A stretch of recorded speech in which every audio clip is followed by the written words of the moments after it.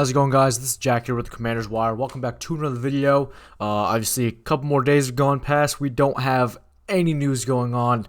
I'm struggling to put topics together and make videos just because there's not a lot of things to go on. I can't really make a video every day and just have to be 2 minutes long. So I hope you guys are staying with me, and I guess as dragging along as the summer months go on, and eventually we'll make it to the season and we'll have a lot more to talk about. But with that being said, today's Memorial Day. Happy Memorial Day to all that celebrate. I know that I do, my family does. So I have a lot of veterans in my family. So we definitely take this day in remembrance of all the sacrifices that veterans have made in the past for the, I guess, entire history of the United States. So this is definitely a day that is more importance to me than just any average day. But in terms of the Commanders news, before we get into that, I really would appreciate if you guys would go down below, drop a like, subscribe, turn on post notifications to know when I post next, and you guys will be notified whenever I post more Commanders content just like this. So without further ado, let's get right into today's video. We just have a couple topics I want to go over. I think, first of all, a new report kind of came out over the last week or so from Jordan Schultz, and he kind of was going back into the Brandon Aiyuk, I guess, saga that we have going on, and he kind of explained his opinion of what he believes will happen with Brandon Aiyuk. He is 100% sure, I feel like we're all 100% sure, that Brandon Aiyuk will not be a San Francisco 49er next season. However, he's not 100%, I guess, locked in on the fact that he could be a Washington Commander. He thinks that there's definitely a connection there, but he's not convinced that he will be a Washington Commander, and I really don't know what to think of this. I'm kind of going along for the ride here. I'm really not trying to buy in on any specific opinion just yet. The only one that I think I'm fairly certain on is that he won't be with the 49ers this upcoming season in terms of on the field for them, which is nice since we do play them on Monday Night Football early in the season, so we don't have to worry about Brandon Aiyuk being on the field.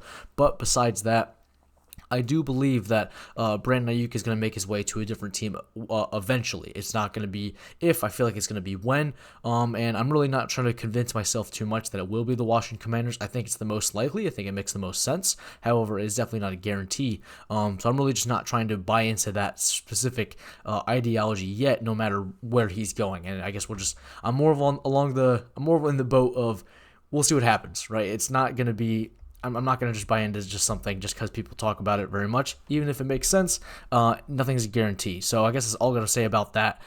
Maybe he doesn't have the confidence. Maybe it's just he's, I don't know, writing for whatever opinion he has to make him make that statement. Regardless, we don't know until something happens. That's all I'm going to say about that. And I've seen a lot more clips about OTAs and rookie minicamp, and man, Dan Quinn has a lot to say about Antonio Williams. He's looking good. I think in terms of any receiver that the Commanders, especially Adam Peters, has drafted over the last couple years. I think the only ones that we know of: Antonio Williams, Luke McCaffrey, and Jalen Lane. Antonio Williams blows both the other receivers out of the water. If you guys don't really know, coming into the 2025 college football season, when Clemson was supposed to be a powerhouse, Antonio Williams was a projected first rounder. He was supposed to be one of the top 2 or 3 receivers taken off the board just based off projection. And then, as you know, the college football season happened. Clemson was not doing great, and he fell down draft boards a lot. And I think that we got an absolute steal there in the 3rd round. And according to Junks Radio, Dan Quinn said this on their show: Antonio Williams has absolutely jumped out. As a route runner, he can stop, he can change direction, he explodes.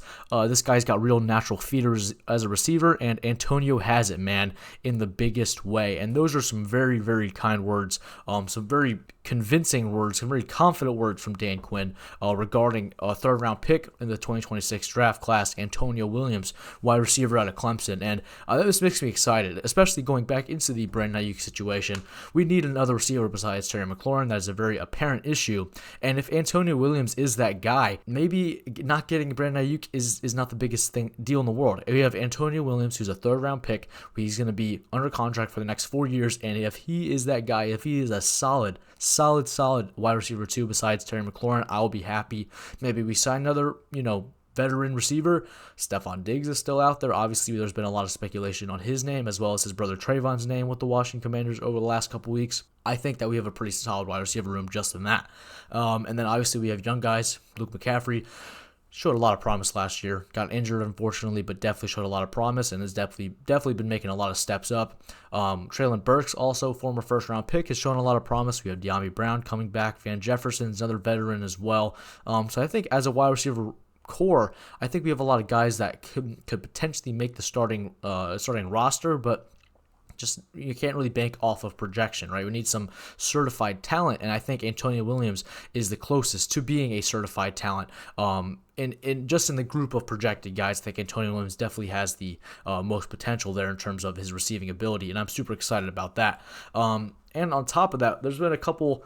I guess this is probably what the video is going to be mainly about. It's going to be about the New York Giants and a lot of interesting things happening over there. I think in terms of the offseason, they did pretty decently.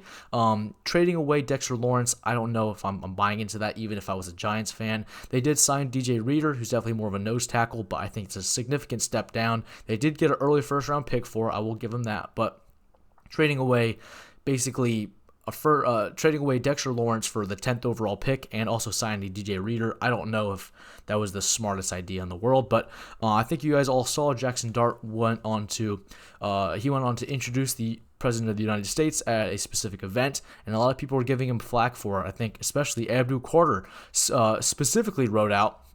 Let me see exactly what he wrote out here. Thought this stuff was AI. What we doing, man? So there's been a lot of speculation. Maybe this is going to cause a rift in the locker room. People are going to choose sides. It's not going to be a unified team. Abdul Carter since then has said that this doesn't really, it's not really that big a deal. It's not really going to cause problems in the locker room, but we'll see. Saying stuff about your quarterback publicly like that is not the best thing in the world, especially since Abdul Carter, I personally don't think he lived up to that 3rd overall pick that he was taken last year in 2025. I guess we'll just see what happens. I think he's talented, but I do think that the Commanders have an offensive line that can easily stop the pass rush of the Giants. Even though I think the Giants' pass rush is very talented, I think the Commanders definitely are going to be doing a good job of shutting that down, especially with Abdul Carter there. Maybe we'll have to see what type of, drama that this causes, especially when the team comes all together here when minicamp starts in the summer. And speaking of the Giants, there's also been another, story coming out. I don't really know how to explain this, but Adam Schefter reported that the New York Giants don't know when star wide receiver Malik Nabers will be back from what Coach John Harbaugh said Thursday was not just a simple knee injury. I think the context of this story is that he got some more, cleanup surgery for his knee injury, and apparently it's not coming back as nice as he would like. So I think there's a chance that he may miss a little bit of the beginning of the season. So he won't be ready, I don't think, until right before the season, and because that he needs to get ramped up, he may miss a couple weeks. That may end up being one of the weeks that the Commanders play the Giants. We'll just have to see, but that's just not great news for the Giants at all, just because that he is definitely one of the premier wide receivers, definitely top 10 in the NFL. I think that's not too bad to say. So missing him once again is not going to be great, especially for the start of the season. On top of that, just one tiny small thing here.